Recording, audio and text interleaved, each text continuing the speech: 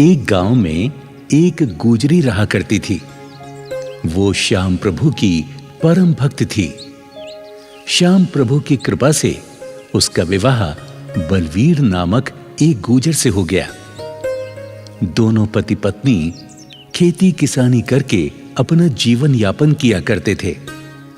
श्याम प्रभु का भजन गुणगान करते थे।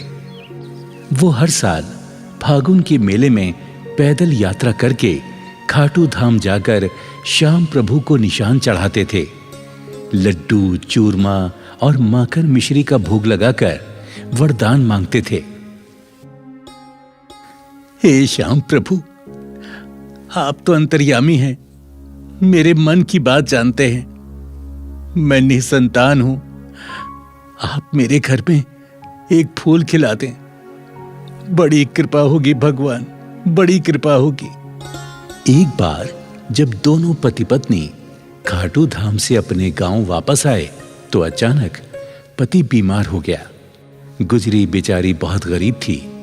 वो उसका ठीक से इलाज भी नहीं करा पा रही थी। वो श्याम प्रभु से अर्जी लगाती थी। हे श्याम प्रभु, मेरे पति को शीघ्र ही स्वस्थ कर दो। इनके सिवा मेरा इस गांव में कोई सहारा नहीं है।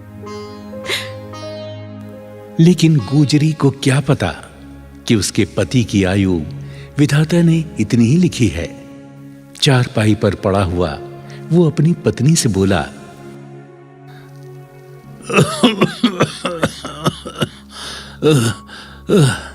भाग्यवान, मुझे तो लगता है मेरा अंतिम समय आ गया है। हमने श्याम प्रभु से बहुत प्रार्थना की कि हमारे घर में भी एक फूल खिल जाए, तेरी गोद भर जाए, लेकिन प्रभु को कुछ और ही मंजूर है।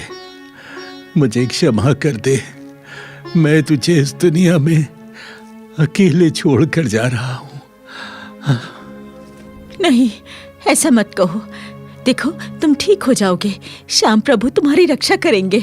हाँ, तुम बिल्कुल ठीक हो जाओगे। परंतु विधाता को वो मंजूर नहीं था।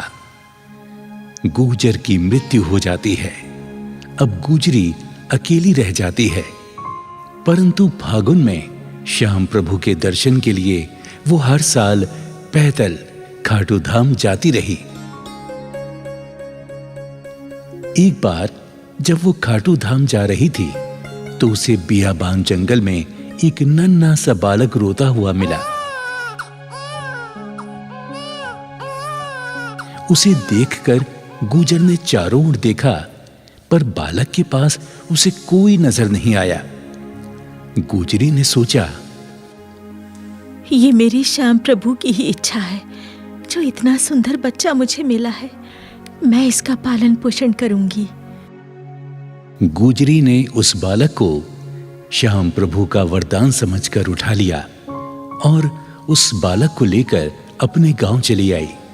जब गांव आई तो लोग पूछने लगे कि ये बालक तुम्हें कहां से मिला? तो गुजरी बोली, ये मेरे श्याम प्रभु का ही आशीर्वाद है। ये बालक मुझे खाटू धाम के रास्ते में मिला है। मैं इसे श्याम प्रभु का वरदान समझकर लाई हूं। अब ये मेरा बालक है, मैं इसका पालन पोषण करूंगी। हाँ, इस बेचारी का तो कोई सहारा ही नहीं। श्याम बाबा ने शायद इसीलिए इसको ये बालक दिया है। जय हो खाटू श्याम बाबा की, जय हो, जय हो। गुजरी उस बालक को बड़े लाड प्यार से पालने लगी। धीरे धीरे बालक 10 बरस का हो गया। हर साल पहले की तरह गुजरी बालक को लेकर फागुन मेले में श्याम प्रभु के दर्शन करने जाती रही।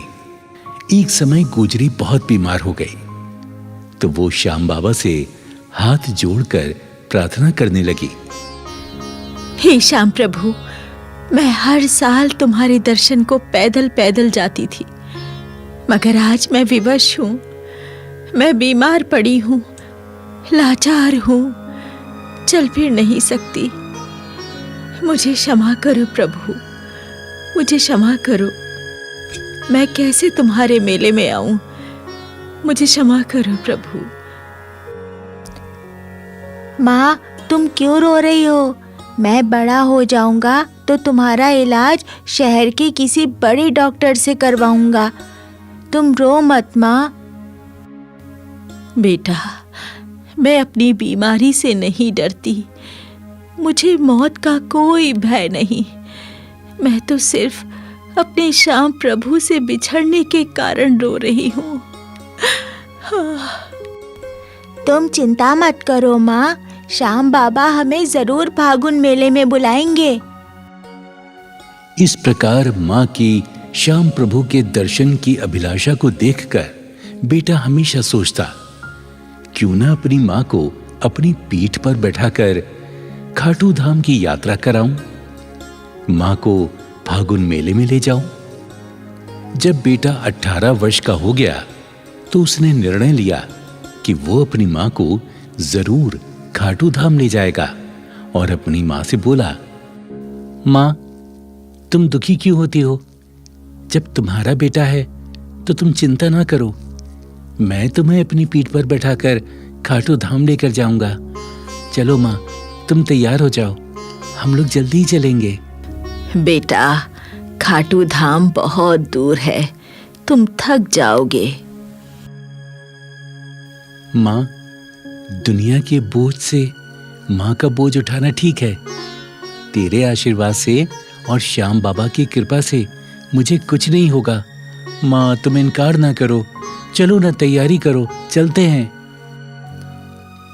बेटे के आग्रह पर मां तैयार हो जाती है। बेटे की पीठ पर मां बैठ जाती है। बेटा खाटू धाम की यात्रा प्रारंभ कर देता है। कभी वो रास्ते में बैठ जाता तो कभी मां को लेकर चलने लगता। तभी श्याम प्रभु अपना चमत्कार दिखाते हैं। रास्ते में उन्हें एक गाड़ीवान मिलता है। वो पूछता है, बेटे, तुम कहां जा रहे हो और ये बुढ़िया तुम्हारी कौन है? बाबा, ये मेरी मां है। बीमारी के कारण ये चल नहीं सकती, इसीलिए मैं इसे अपनी पीठ पर बैठाकर खाटू धाम लेकर जा रहा हूं। मां की इच्छा है कि मैं श्याम प्रभु के दर्शन करूं।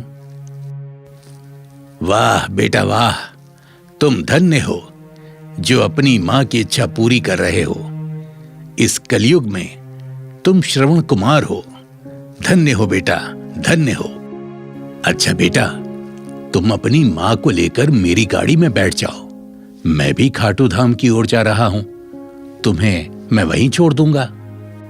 इस गाड़ीवान को मैं जानता नहीं, मैंने कभी नहीं देखा इसको। मैं क्या करूं? ये तो मेरे लिए अनजान है। मैं इस पर बैठूं कि ना बैठूं? अरे बेटा, सोचो मत, बैठ जाओ। शायद श्याम बाबा की यही इच्छा हो। आ जाओ, आ जाओ, बैठ जाओ गाड़ी में। मां और बेटा दोनों गाड़ी में बैठ जाते हैं। थोड़ी देर के बाद खाटू श्याम के धाम पहुंच जाते हैं। लो बेटा, ये आ गया श्याम बाबा का दरबार। अब आप लोग बाबा के दर्शन करो, मैं चलता हूं। मुझे जरूरी काम से कहीं जाना है। धन्यवाद बाबा, आपका बहुत बहुत धन्यवाद। गुजरी और उसका बेटा वहां उतर जाते हैं। जैसे ही पलटकर देखते हैं, गाड़ीवान अदृश्य हो जाता है। हाँ, मां, वो गाड़ीवान कहां चला गया? आपने देखा? अभी अभी तो उसने हमें यहां उतारा है। कहां चला गया वो? बेटा, ये मेरे श्याम प्रभु की लीला है। पता नहीं किस भेष में भगवान मिल जाए। चलो बेटा, अब देर ना करो, श्याम बाबा के दर्शन करें। धीरे धीरे रात होने लगी। मां और बेटे मंदिर के पास ही सो गए। तभी श्याम प्रभु गुजरी के सपने में उसे दर्शन देते हैं और कहते हैं,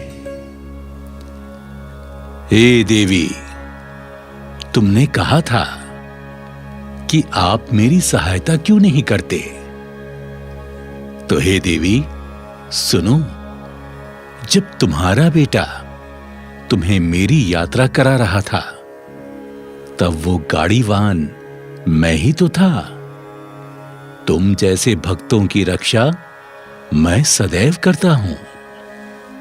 भक्तों की पुकार सुनकर मैं कभी घोड़े पे सवार तो कभी गाड़ीवान बनकर उनकी सहायता करता हूं। इसलिए देवी, मैं भक्तों के साथ सदैव रहता हूं। इतना कहकर श्याम प्रभु अदृश्य हो जाते हैं। अगली सुबह जब गुजरी नींद से जागी तो श्याम प्रभु के सम्मुख हाथ जोड़कर क्षमा मांगने लगी। हे प्रभु, मैंने जाने अनजाने में जो भी आपके लिए गलती की हो तो मुझे नादान अज्ञान समझकर क्षमा करें। हे श्याम प्रभु, यदि मुझसे प्रसन्न है तो मेरी ये विनती भी स्वीकार करें। हे नाथ, मैं आपसे कभी बिछड़ना नहीं चाहती, इसलिए मुझे हमेशा हमेशा के लिए अपने चरणों में ही स्थान दे दीजिए, ताकि सदा सदा आपके चरणों में ही वास करूं, मैं आपकी सेवा करूं, आपकी सेवा से कभी दूर ना रहूं। हे नाथ, मेरी दूसरी इच्छा है कि मेरा बेटा मेरे बाद अनाथ ना हो जाए। उसे सदा अपनी सेवा में ही रखना है प्रभु, सदा उसे अपनी सेवा में ही रखना।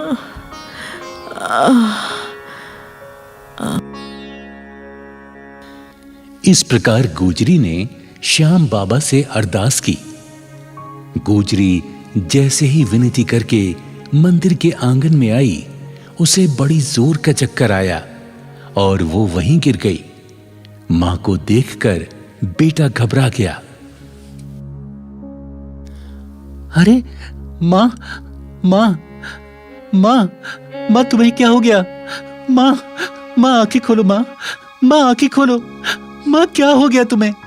मां आंखें खोलो ना, मां आंखें खोलो, मां आंखें खोलो, मां क्या हो गया तुम्हें?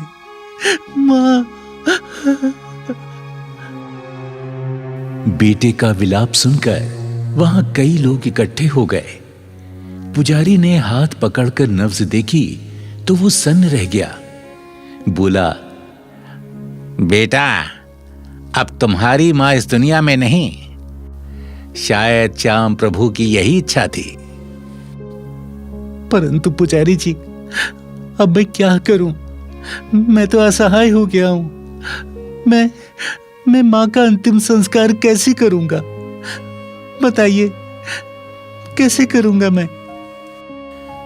बच्चा, तुम चिंता मत करो, हम चिता की तैयारी करते हैं। हाँ, हम सब मिलकर तुम्हारी माता का अंतिम संस्कार कराएंगे। नहीं, इस देवी को अग्नि नहीं दी जाएगी। ये श्याम बाबा की भक्तिन है, इसे समाधि में ही स्थान दिया जाएगा।